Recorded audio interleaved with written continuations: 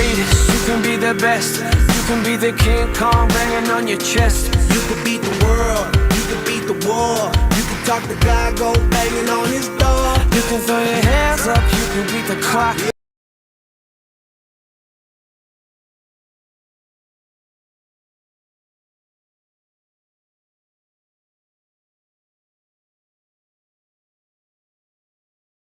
On Joy 99.7. Hello there, you're live on Joy 99.7 FM and of course Joy Prime, and it's a good evening to have a good conversation with somebody here in Ghana who's making amazing strides and helping our industry and development in so many ways. When it's time for personality profile, you know that you need to get a notebook. In this episode in particular, you actually need one. You need a pen and a paper because this man has lots of wisdom to share. He's got lots of nuggets to share. I'm personally looking forward to hearing a bit about his journey and taking notes as well. So hey, welcome along to that evening where you get to listen to an amazing person on Personality Profile. I'm Lexis Bill on behalf of the crew. I say welcome, and today's episode is a very special one. It's one of my favorite people. Today we get to speak with an advertising and communications maverick. One of the youngest, hardest working men on the continent who've actually distinguished themselves as a leader, a corporate leader, leading an amazing brand which is transforming other brands as well through media and communications. If you're ready, please, let me tell you a bit about this maverick, okay? Now, through his journey to become an expert in the marketing communications industry almost 2 decades ago, he also nurtured both business and entrepreneurial acumen that enabled him to manage and build other businesses in some of West African and East African countries thereabouts. He holds an MBA in marketing from the University of Ghana, a bachelor's degree in economics and geography from the Kwame Nkrumah University of Science and Technology in Kumasi. He was the general manager of MediaCom, the first independent media agency in Ghana, delivering top-of-the-class media and communication solutions to both local and global brands. He's actually the CEO of Dentsu Ghana, the group company for several Dentsu international agencies, including Karat, iProspect, and Dentsu Creative. He's also the president of the Advertising Association of Ghana. Mr. Andrew Ackah is my guest. And he's looking sharp. I mean, look at that. You should have a look at that. You teach me. You teach me all the time. I was going to pan down to see what a fashionista you are. Actually. No, you teach me all the time, Lexis. Thank you so much. Notes, bro. Good to see you. How you doing? Thank you. Man? I'm good. It's been a tough year. Has I it? think that it's been a tough year. Well, you don't look like it. You look well, like we don't have to look like our problems, but Well, I mean the there truth you of the go. matter is that it's been a tough year, not just for our industry and our company in particular, but I think it's been tough on everyone. But again, you look at the spectrum and realize that we still have that, that goodwill to want to go for and to want to make things happen, to correct whatever has happened to our economy the past couple of years. So Let's be fair. Yours started well. Yes. Because in December, that's when you actually won the election to become the president of the Advertising Association of Ghana. Yes. It started well. Like every year, you're hoping that it starts well. For me, I was quite honored to be elected as the president of AAG, a very prestigious role that persons of very high repute have actually held that role before. Mansa Amwewa, my own godfather, Mr. T, I'm sure we get to speak about him, Togo Mensah, who partially made me who I am today. Mr. Joel Nete, Mrs. Nokoduya, Mr. Gedilai, quite a number of the Professor Tim Hereford. It's such a privileged position, to behold, and I think that I was honored by the entire industry giving me this mandate to try and propel, the agenda of the association to try and make things happen. A very elite and short list of great minds in advertising and media here in Ghana, and under very dramatic circumstances as well. Because I remember, I think you won by a vote. It was by 2 votes. By 2 votes. Yeah, but you see, national election is just 50+1. So I mean, it's again, it's to let you know that it's great to have competition everywhere. But that was not the essence of that. Of that, it could have gone anywhere, and I'm not particularly worried about where it could have gone. I think that the good thing is that we're still united, as an association, and we have quite a bit of work to do. And the good thing is that, I and my executives and the council still have the goodwill of the entire council and the entire industry to try and make some changes. There are really important changes that we want to make sure that we bring association to the level that we want it to be, or the level that it once were, and it will take quite a bit of time and people and teamwork to ensure that happens. I mean, the good thing about it for me, actually, from where I sit and I look into the future, is that you have enough experience to stomach the drama of national politics. So when you are ready to be president, please let us know. And I'm talking about president of Ghana. You never say never, but to be honest with you, I'm not. I've never thought about politics, right? Never? I've never thought about politics. It's why not? This actually was the first time I got elected for anything, because I think that my own style of leadership is not really merited on election. I think that by the deeds of what I do and how I relate to people and the influence that I have on people, it allows me to grow with them and to become who I am. So election is really not being my thing. But, the way we've all been conscientized to say not to be spectators, you never know when in the future we want to take some key mantle in the country to make our country good. You never say never. I know people who've sworn that they would never get into politics. It is not in my future spectrum right now, but you never say never, because you never know. When you decide to, actually, I know a lot of people who would vote for you, who actually would trust you to do a good job. No, you're flattering me, Lexis. You're actually flattering me, but it's good to know that people think of you highly that way. I mean, you were on the council for the AAG for a little bit before you assumed the role of president. Yes. Has anything changed? I mean, is it still familiar territory, or as president still, it's quite different? I think that the wisdom of the past presidents and those who actually started this association, they knew what was going to come. That eventually, their time would come and they would, they would move off the screen. So they started encouraging some of the young MDs and CEOs to take on positions on the council. And for us, it's a learning period for us to, for us to begin to understand the workings of that, because it's a full, parliamentary system. Like where you go, there's a board, there's a chairman. You have to go through the process. You need to review minutes. You need to look at what is currently happening. So you learn all those processes. It wasn't so difficult because most of us were in that position. All the young ones that came into in that position, and I think that. We were taught that we needed to make change, and I think that maybe it's going to start with me, where we literally change the face of the association. It's going to take a bit of time. Yeah. It's going to take people. It's going to take resources. But we started. We had our first strategic meeting a couple of months after the investiture, and we had some amazing input which we are putting into play. We want to refresh the entire association, new branding, new logo, new meaning, and try and get young people, try and get a lot more people to join the association. It would take some time, but I think that, I personally have the support of my executives and the council members who've been fantastic and supportive of this, and the executive director for the association also supporting to make sure that we fulfill the mandate that have been placed on our shoulders. A bit later, we need to talk about the kind of change that you want to see in the association and the kind of things that you envision will happen in the next couple of years. But let's talk about your role as well as CEO of the Dentsu Group. I mean, that's also a very big portfolio. Sometimes I wonder how you're able to juggle all of these. How was it been? I mean, so the AGs are non-paid for, right? But this is where I actually break my bread. But again, that's what society is about. You get paid from one area and use your energy to help another area that you're not being paid for. But being a CEO for Dentsu for I think I'm in my 8th year. Eighth year, yes. Wow. Since Dentsu acquired 2 of our local businesses and turned them into part of their global group. It's been a journey. It's been a journey. That's what I would say. And I thought sometimes because I had been at that position as a GM of MediaCom for about 7-8 years, and I thought I had seen it all until until Dentsu entered the market and purchased our business and showed us what we had been improvising previously, which meant we had new systems which was global standards. We had we had, data tools, we had platforms, I mean, it changed. The moment I saw this, like, why didn't I have this 15 years ago? I would have creamed the entire country, like, just joking. But it was quite refreshing. Yeah.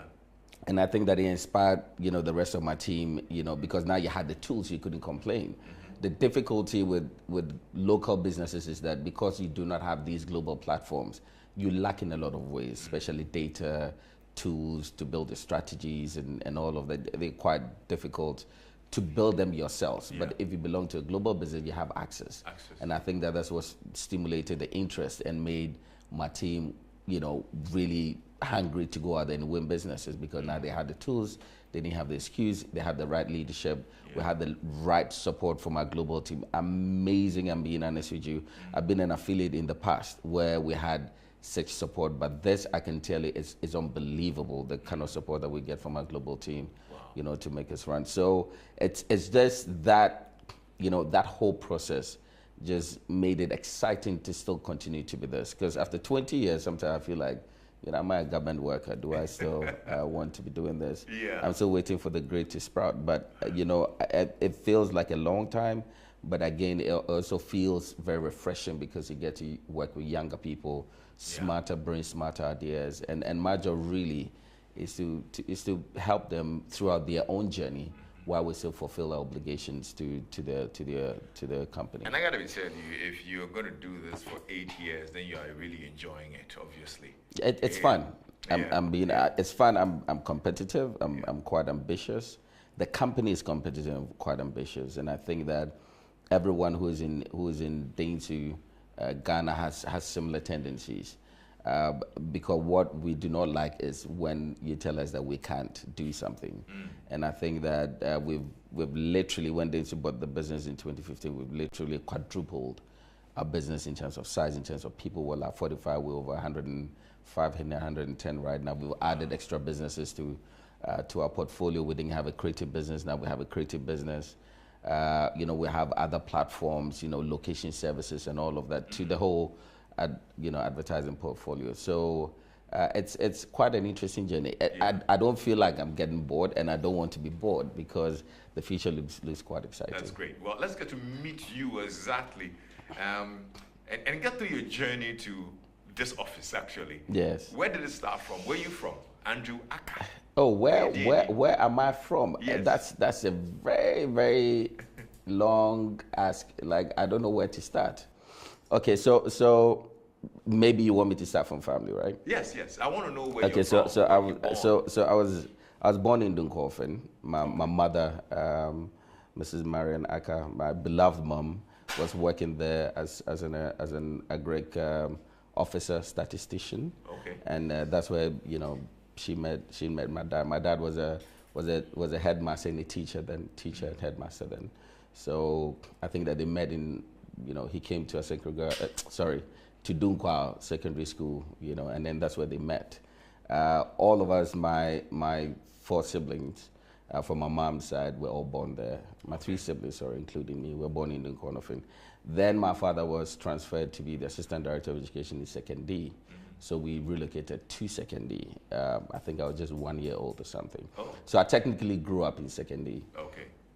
And it was quite interesting because I had 12 other siblings. Yes, from my father's side. My father was a very interesting, lovable person. So we had, and our home was quite fun. You lived with all of them? At some point in time, I think only 2 of them that we didn't live with, but at some point in time we lived with everyone at different points in time. So our house was always full of siblings, and you know how it is, like you tease, and there wasn't much rivalry. There's a lot of, you could sense a bit here and there. Obviously, you find the rivalry from different mothers and all of that. But I think that our home was such a melting pot for us, the kids, because we had a lot of time to have fun and to joke and tease each other. And, we government workers, I mean, we were an elite, we went by just like any average Ghanaian home, but I think we had a lot of fun, and it was a lot of fun. Attended Services Primary, Takrady, which is a service primary school. You know, met amazing people, incredible people. I'm still on their platform. Okay. Yes, and The even though I don't know, primary, yes, yes, even though I don't know most of them, Yeah. those that I met there, I mean, we still keep in touch and Yeah. have interesting conversation on the platform. Then to Cape Coast, where my father was made the regional director of education in 1990. Okay. So attended University you Primary. moved. So we moved from secondary to Cape Coast. You're getting closer to Accra now. Yes, I was Bit getting by to bit. to Cape Coast. Finished University Primary, did University JSS, and then attended St. Augustine's College. You know, initially I wanted to pick some other school. My father was like, you would have to go You to mean St. Prosec, right? No, nah. You know, I would have loved to because some of my friends were going to. For me, my thinking is that look, all good schools are good schools, but St. Augustine's College was quite. I'm happy that I chose a school. I think that it shaped my not just our motto omnia vincit labor, which means that perseverance conquers all, but it's just the fact that the school just grew on you, right? And it opens your eye to too many things, good things, bad things, you know, all in between. And you needed to navigate it as a young person with your own intelligence and hopefully, you know, some favor from God to help you to navigate through, because you're going to be exposed to everything. Absolutely. So As a young person, yeah. what were your interests? What career path did you want to chart? I actually, you know, we all started with the same thing. I want to be a doctor, a nurse, and you know, I remember my father was the regional director of education, and I was in science. I went to my father's office and I said, I mean, he was the oboro of the education office, and I told my father that I couldn't do science. I wanted to do economics, geography, and maths. And it was one of the first time I felt my father like really calm, you know. And he said that, but you are the one that I want to be the family doctor. And That's I'm what like, he said? yeah, and I'm like, but in my head, I'm like, why do you ambition something that I have no idea? Because I didn't like chemistry. And I didn't understand why you put two, you know, chemicals together and they have a different numbers and letters and all of that. So I love science, but I didn't really appreciate you it didn't that inquire deeply. why he chose you to be the family doctor. I don't know. He never expressed that with me. And these are some of the things that, for me, with my kids, I really want to get to understand who they want to become. But back in the day, you know, your parents actually envisioned these for you without your consent. And so, but he didn't, I went ahead and I changed to economics, geography, and mathematics. You did? Yeah, and I made sure that he didn't see the report cards for about three terms. And the day he saw it, he got really furious. But I had. Hold up. How does that work? I had you to school yeah. to study science. Yes. You changed to economics, geography. Yeah, he didn't know. And he didn't know about it. Yeah, he didn't know about it because he still wanted me. He actually sacked me from his office that I'm going to do science. So I got back and I said no, you know. And I think that was the first time I actually realized that I had the will to do something. And I really didn't. I mean, you wouldn't go against my father, but for the first time, I felt like this was me and my choice. So I made it, and he didn't know. By the time he got to know I had made the change, and I said, sorry, I can't do anything about it. He didn't get angry, but I think that he got disappointed.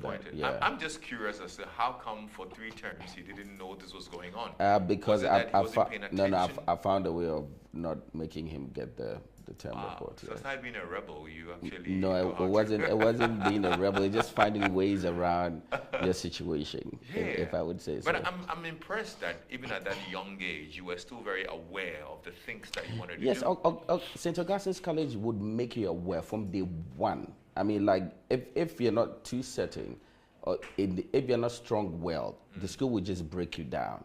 Because you enter the school and you see very elite people. You look at your trainers, you look at others, you realize that you do not belong, right? You look at what people are wearing, you look at how they speak, you look at the food in their chop box, you look at their clothing. If you're not strong-willed, you'd be like, okay, so I don't belong here. And I belong somewhere else. So it's easy for you to be intimidated by the school and the people, you know. But I don't know. I always had this. Is it classist? It wasn't classist, but you know your level. You know, that's what it is. And people roll by the levels, right? But yet you have those who could cut through, you know, the whole school system and it wasn't there. It's just that you see it, you feel it, right? And the people that you wanted to belong, but you couldn't go close to them because you have no relationship with them, and you put them this, this at this level. But I think that inherently, I always knew who I thought I was, or I knew who I was. Let me say that bluntly. So I could fit anywhere. But this system, doesn't it put undue pressure on the students? It does. It does. It does. To be honest with you, it does. I mean, we all did some sort of crazy stuff just because we wanted to be known and to be seen, to be, part of a certain class. To belong. Yeah, to belong. It's just. Do you remember one of the things you did? Yeah, we played basketball, and we visited schools, and all of that. So I don't know. You keep saying you know, but I don't know. Lexis, no, I'm just saying, like, you try, like me, like really actually, going to my mom and literally like begging her to give me money to buy trainers so that I will feel good. Yeah. The kind of trainers that will make me feel good, Yeah. Because, my initial ones weren't good. So I had to really figure out how to go about all of these things. And so it puts a lot of pressure on you, right? And for me, I don't want that pressure to be on my kids. And so whatever it is that they think they need to make them feel comfortable, they need to have it, because it can break you. And it can make you feel a certain repulsion towards your parents because they are unable to provide you the kind of stuff that you want. But I came from a place where we had very little, right? And that meant that, or we had what we had. And so it wasn't a big deal for me, just that I needed to feel like at least I'm moving. I'm getting to, I'm moving, I'm getting to one step to the other. Yeah. It wasn't too much pressure because I knew who I was.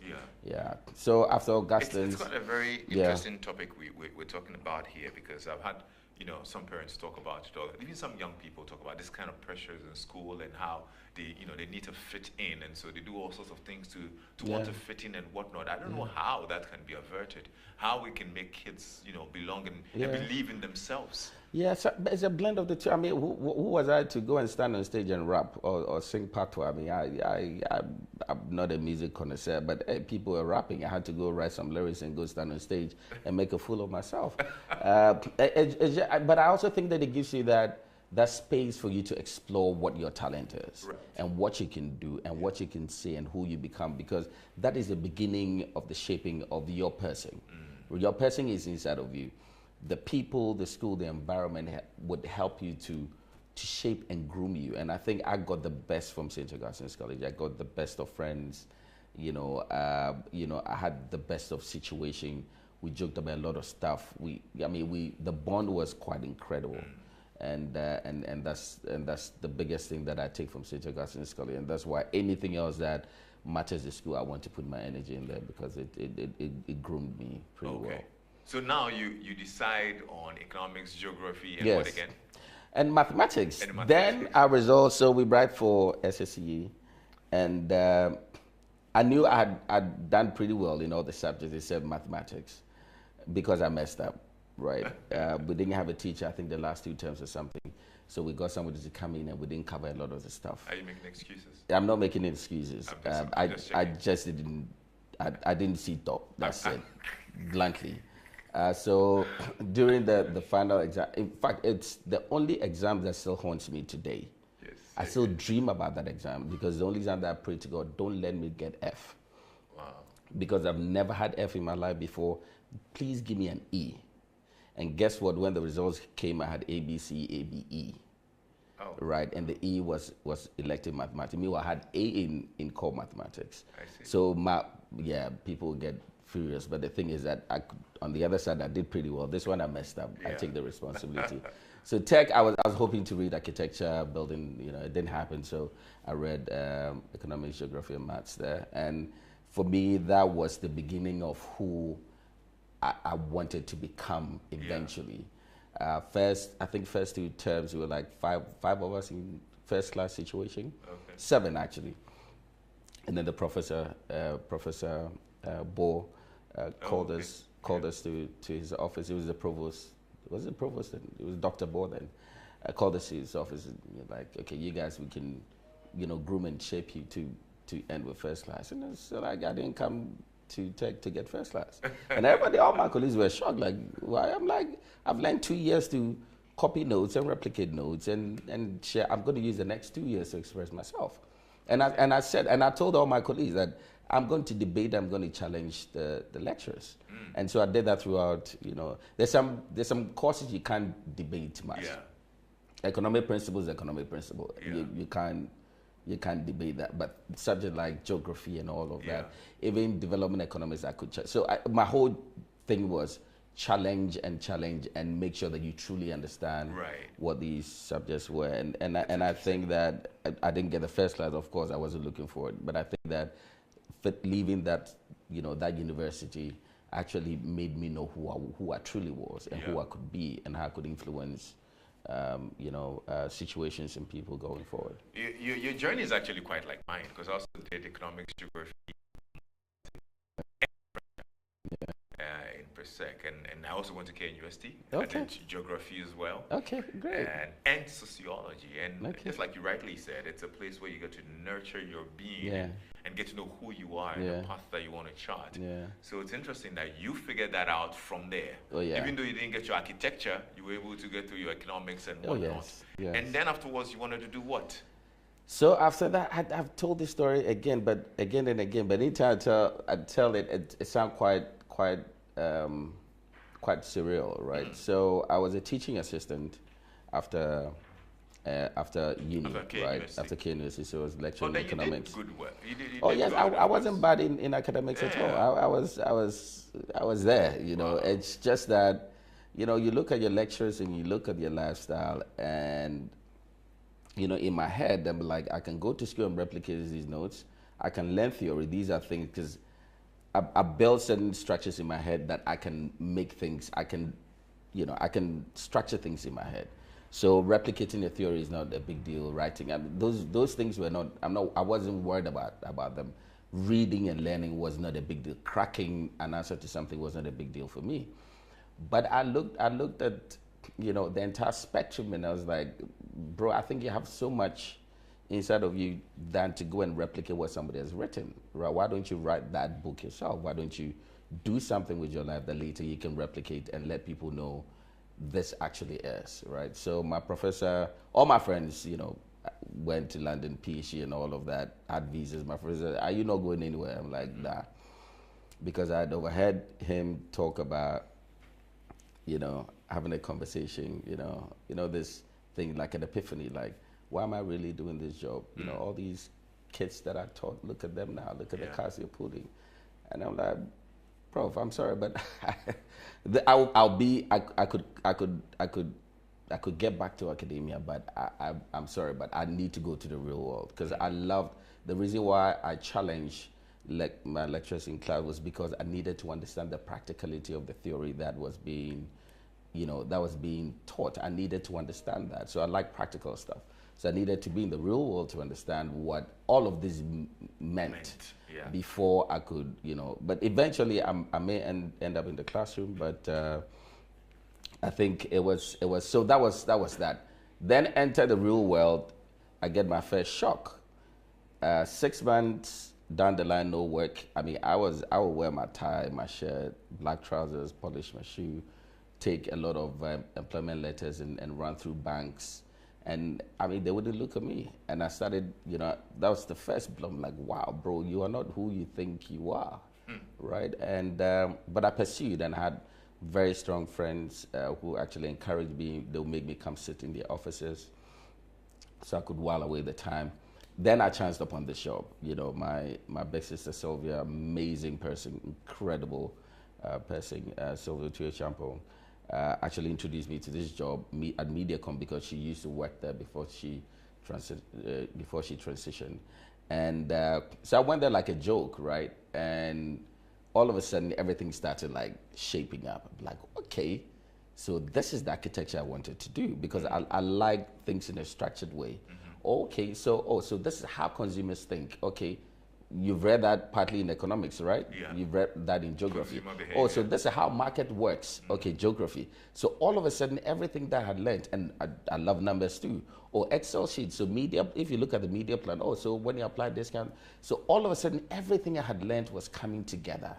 And the day everything looked like them, like, I'm going to stay here for good, right? Because for the first time in my life, I realized that everything I had learned and everything I am about to do were actually in perfect sync. And the only person that was going to stand in between was me. So then I started reading books on marketing, because marketing is quite different, even though I would say that it's a baby brother of, or younger brother of economics, right? But it's also quite, so I had to read marketing. That's why I did my MBA in marketing, so that I could catch up with the theories of marketing and ensure that I get to a level where I could produce the kind of value that my clients were looking for, and I could also, build this sort of character, of leadership that I can draw my team along and make sure that we are doing amazing stuff for our clients. What's the biggest lesson you learned in the beginning that you probably carried on within this 20 years? I think that coming back, so I started working, I think 2004, 2005, it was Christmas in there, and I left for personal reasons, and you left Mediacom? Yeah, I left Mediacom for personal reasons, and Mr. Togwa Mensah brought me back in 2000, I left 2007. He brought me back after 8 months, and he said, "You're going to be the general manager of the company." Can you imagine? This is just 3 years of my working. This is 3 years of 3 working? years, yes, just 3 years of working. Wait, when you left, did you go and work somewhere else? Yes, I was working with Niaya Mensah. His agency was called Creative Hub. Now Mindful, an amazing brother who Should I who hazard taught a me. guess? Did you get a very big paycheck from Creative Hub? No. That Funny, was it why you wasn't. left. It wasn't. I mean, I know you mentioned personal reasons, but I'm just, No, it wasn't. I'm just I needed curious. to leave because I can't be in an environment which I find to be toxic. I can't work like that. Everyone who's around me knows that I can't deal with toxic people. I can't deal with environment which is toxic. So something happened that I had to leave for very personal reasons, and there was no turning back. It wasn't because of money or whatever. But Nee made Was a it pitch. human relations Yeah, issue? it was a human relations issue. I want us to stay there for a little bit, not because I want to pry, but there's so many people who are listening to us right now, or probably watching us right now, Yeah. who probably are working in a very toxic environment. Yes. Who maybe like Yeah. the situation you found yourself in, Yeah. they want to leave. They just want to exit that toxic environment for their own sanity. Yeah. What would you tell them? I would say that know who you are, know what you want. I would not compromise my person for anyone and for any environment. And so is the claim that I put on the people I work with. If I am toxic, please leave the business or let me know, talk to me about it, because that's not my intention. Now, you can live in a toxic environment, you become toxic, you won't grow. Your ambitions will be flattened, right? No one inspires you, but you're there for the paycheck. You're literally killing your aspirations, right? So if you need to, you need to find windows of talking about it. You have to explore all those windows of talking about it. Maybe someone is aware, maybe someone is not aware. You need to figure it out. But if it persists, and if you think that is sending you backwards, my honest opinion is that you leave. In what forms do these toxicity come I as well? I think for me, it's not so much of disrespect. It could come in different forms in disrespect, but I think it's just the fact that respect means a lot to me, right? And because if I give my all, I give my all. I'm a drink deep rotational person. I wouldn't start if I don't want to do it, right? So, in the same measure, I want you to, and I don't ask, I can tell you how many times I've negotiated for my salary, probably once, right? Because that's not what my interest is. My interest is in how can I create value so that I can get part of that value back rather than focusing on the little things. So those things are not that important to me and they wouldn't let me leave a business. But I think that when you touch my person, like when I give my all and I try and I find streaks of disrespect, if you don't recognize what I'm doing and you want to actually subjugate my person, you want to, break my pride, you want to break my, Lexis, is not going to happen. No one in this world is going to make that happen. No one. Right. And everyone knows, from my mom, the people that I love in this all know that Andrew would put everything down for you, but you can't touch his pride. You can't. It's one thing that I won't allow it to happen. How did you build this, or where did it come from? I think This it's a resilience that comes through you. I've gone through quite a number of personal stuff, and I think that I've seen people go through stuff and don't make it. And I've seen people go through stuff and make it. Some actually in my family, some outside of my family.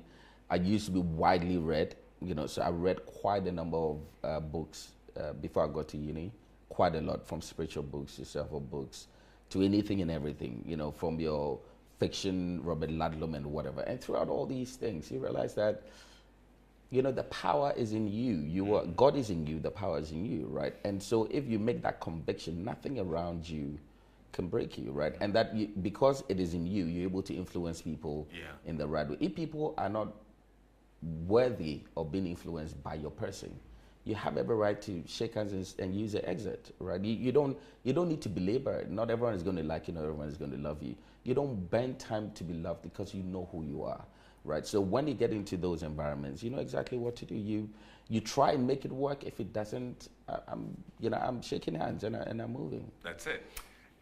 Wow, if you're just joining us, this is Personality Profile here on Joy 99.7 FM, and of course Joy Prime as well, and we're spending time with the President of the Advertising Association of Ghana and also CEO of the Dentsu Group, Mr. Andrew Ackah. And boy, oh boy, I told you get I'm sure your notes are full right now. I have a whole chapter on dealing with toxic people and toxic environments, but I think that's a good one. Now, you left, came back, general manager. Yeah. After 3 years of leaving school. Yeah. Must be nice. No, it wasn't nice. I remember I called my wife when Mr. Togbomefa called me to his office. And if you know Mr. T, you know Mr. Yeah, T. of course. Like, where you come to my office? I have a job for you. I said, Mr. T, yes, I will do it. Okay. And then go and resign, come.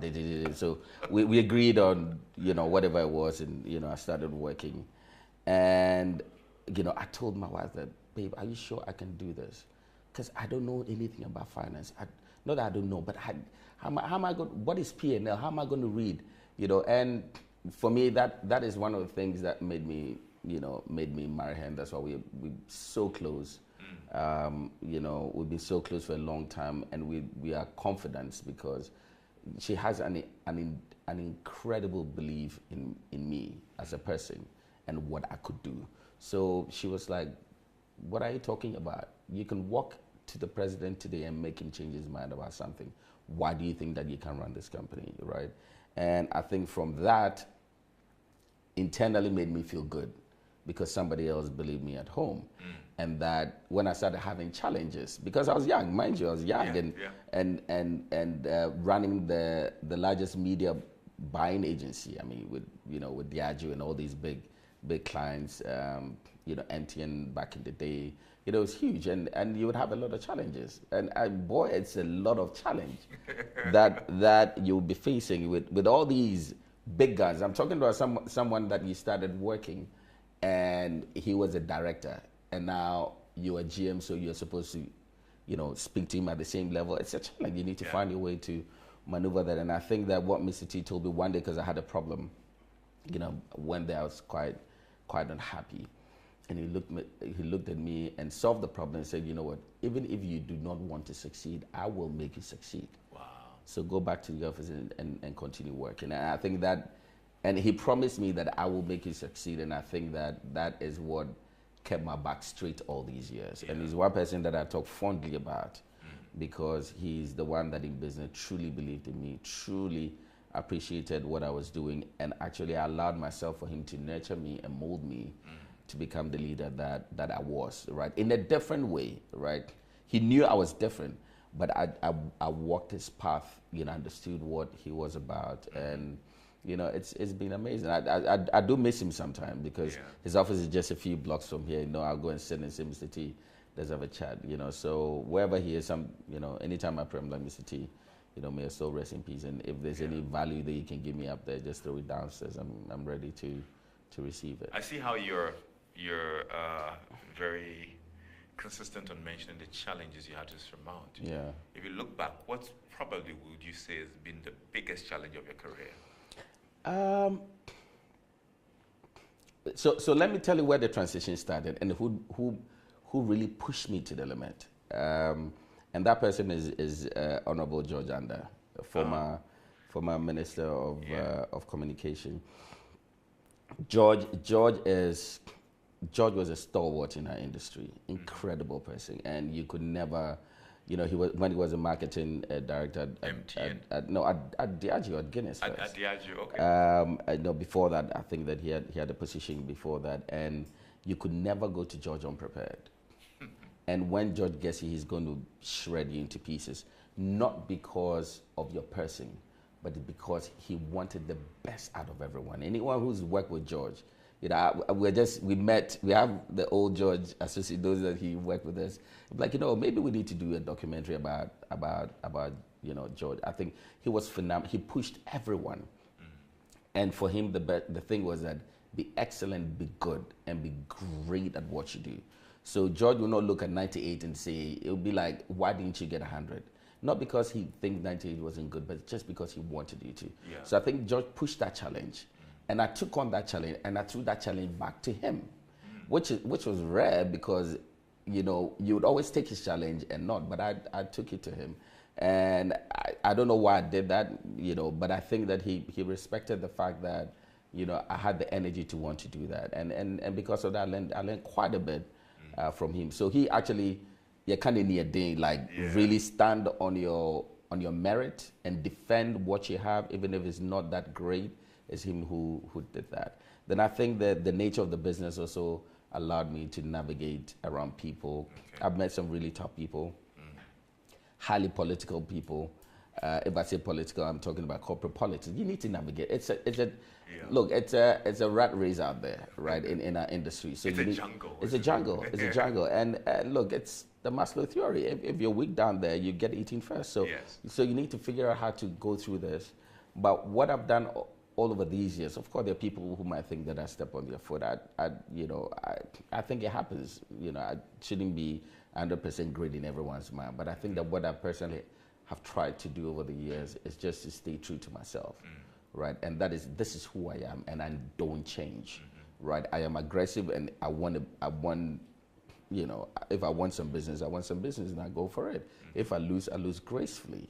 I'm back, and I congratulate my opponents and say, congratulations, you've done a great job, right? But I'm coming for you next 4 years, because that's the cycle of our industry. Yeah. I think that keeping true to yourself and not changing your character, because, of your status or your role is what has actually cemented my, my persona, and maybe you might even say my little influence in the industry, just because I am who I am and I don't change. Good stuff. Well, great stuff here on Personality Profile. I love it. So the industry itself has changed over the years. 20 years ago, we didn't have so much of new media and digital. It was mainly traditional. How has it changed from your perspective? How has your work itself changed? It's changed considerably in a very short while. When this whole digital transformation started a few years ago, in terms of the whole boosting of the whole social media, right? The proliferation of social platforms and all of that, from Facebook to the YouTubes to Google search engine and all of that. I think we're waiting for all the science behind all of these things to make sense before we catch on. And I think there's quite a lot of learning to be done, both on the side of the client and also on the side of the agencies. So we had to invest in training and understanding how this whole space works and all of that. But the consumers were actually on those platforms. So it took us a bit of time. And even clients were kind of skeptical. Do we put our money on social media? How are we going to manage all the negative backlash? So one of the most significant change is that we saw clients who didn't want to play in the whole digital space, that all of a sudden they were interested. So the testing with, can you spend $500, $200 on social media? They thought social media was for free, right? But now we've grown to a point where they realize that if you look at the statistics, majority of urban Ghanaians and Ghanaians as a whole are actually living on social media. And if you know the principles of media planning or advertising, you want to meet your consumers where they most congregate. And most of us are spending 4.5 hours a day scrolling through our phone. You might think it's a joke, but it is not, right? How many people sit 4 hours and watch TV straight? So a lot more people are spending their time on social media. And it's just because the mindset and the system and tech has changed. First, you're looking at somebody else's content that we're supposed to be the producer. So whether it's a television station or a radio station or an independent producer.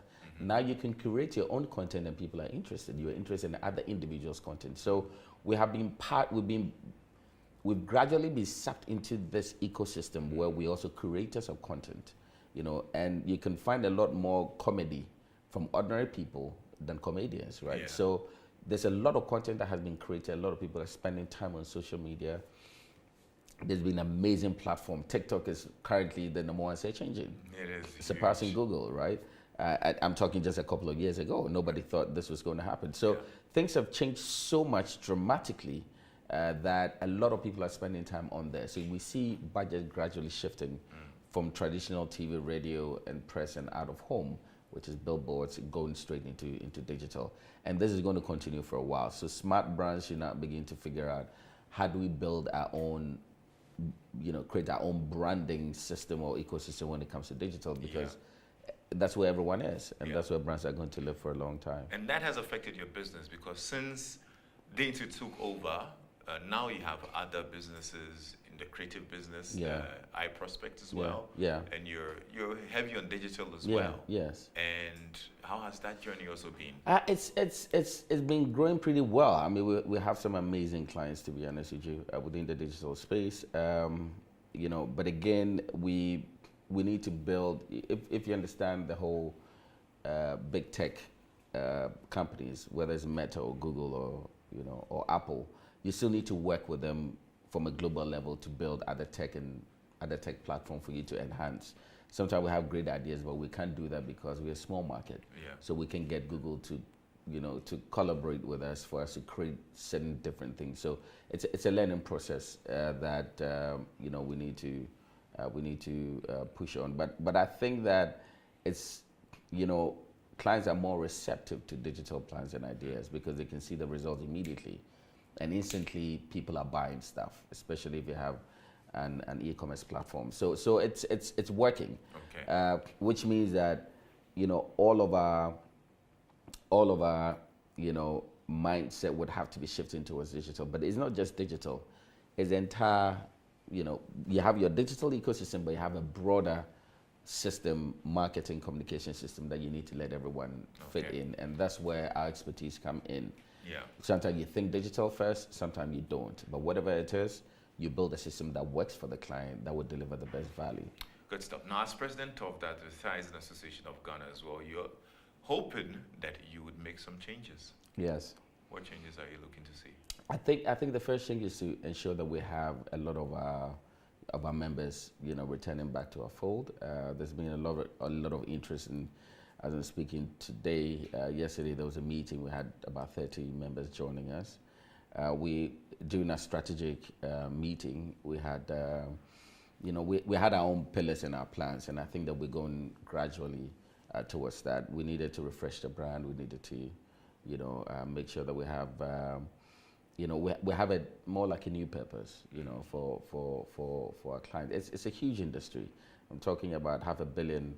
Industry, if not more than that. So it's something that must be revered, and I think that whatever happened in the past that made people disconnected is gradually coming back. So we want to take up back our old glory, from Gongo Awards and all of that, but it takes time to build that interest again. Yeah. And I think that is the path that we are on, and the entire council has given us a full support to be able to implement some of these things that gradually get us, to the point. Well, I would say good luck with that, and thank you. At least I know you're the man for the job, so it will definitely work out pretty well. Thank you. Now, as we wrap up, you've obviously had a very colorful life, a very interesting journey as well. What's the biggest lesson you say life has taught you? Lesson or lessons. Could be one. Lessons, first I'll start with my family, right? Biggest lessons. Woo. Okay, so I start with my family first. I think that I always give a shout out to my wife every time, every day, just because she believed in me when a lot of people didn't, except my core family people. So shout out to people who can find that person who believes in you unconditionally. So Ivy, shout out, thumbs up, great job. And that is reciprocal. So you also believe and you try and support everything that she's about. I think the other lesson that is quite intriguing, but is very real, and people don't want to talk about it, is the fact that we're not going to stay here forever. We're on a journey. We will die someday. We do not have the time. And so whatever it is that we need to do, right? And if I ask you, do you remember those who were living 200 years ago? Do you know who they are? They've been wiped, their memories wiped from the face of the earth. Yet we're here and we think that we are some people, we are nothing, we're just gonna go. 1,000 years ago, the richest man was not, the richest person today. It wasn't Bezos or any of those guys. Where are they now? They're gone. So we're only here to do what we need to do, right? And so, have fun. Don't take life too seriously. You're on a journey to go. Who wants to live forever? No one does. But have fun while going on this journey. Be true to yourself, and just stay true to things that you believe. And another lesson that also changed me is I would say my kids, right? I mean, having kids just I thought parenting was easy, and now I realize how stubborn I was towards my mom and my father. My kids are also, they're fun to be with. They're stubborn, of course. How many are they? Therefore, I have 2 girls and 2 boys. Oh, the first is in high school. Wow. The last will be 8, and they're amazing. I mean, for me, they're the reason why I do this, every single day, because I think that they look up to me. They look up to their mom, for inspiration, and I think they also mean a lot to me, and they've changed the way, the way I look at life. Okay. Yeah. What's your biggest fear? My biggest fear, like I said, is not because I will die, because I'll die anyways. My biggest fear is the fact that I am unable to, it's the fear that I'm unable to explore all the things that will make me fulfill what God placed in my heart. And that fear, again, is the fear of failure that we try to break every single day. Right. Or the fear of contentment, like, is this what I'm going to do the rest of my life? What if God wanted me to do something big? And I feel so comfortable, and so I don't explore that. That is my only fear, because it would really irk me that I could do a lot more and I didn't, because I was so comfortable. Yeah. What's your biggest regret? My regret, I have little or no regrets about a lot of stuff, because all the things that I've experienced, look, the personal stuff that you go through, the crazy stuff that you go through, the experiences that you go through, and like I've been on that journey. Like, if I say I've been burnt. I've gone through the mill. I've gone through the furnace, and I think that the biggest story is, and I take inspiration from the Bible, when it says that you walk on coal and your feet will not be scorched. You walk on serpents and you will not be bitten. What it signifies is that you go through them anyways, and I think that those things just grow me. They didn't change me. Yeah. They didn't make me, because I am who is inside, but they grew me. They make me a better person, right? And because of that, I regret less in life. Right. Trust me, anything that happens, I forget quickly, right? So that I can move on. Because this thing here, right? In between my left breastplate, doesn't have time to waste. Yeah. To ponder over negative things and just waste it all. I need to get it out. And so I say something, I want to say it, I'm off. I don't keep a lot of stuff here, because there's a lot of good things that this has to produce. Yeah. So why keep negative things in there? The classic optimist, I call you. Mr. Andrew Ackah. Great Thank spending you time so with you, much, Lexis. Appreciate it. Was a very great conversation. I totally enjoyed it, and we've had a real good time. Thank you so much. Thank you. I wish you all the best at Dentsu, and of course at the Advertising Association of Ghana as well. Thank you.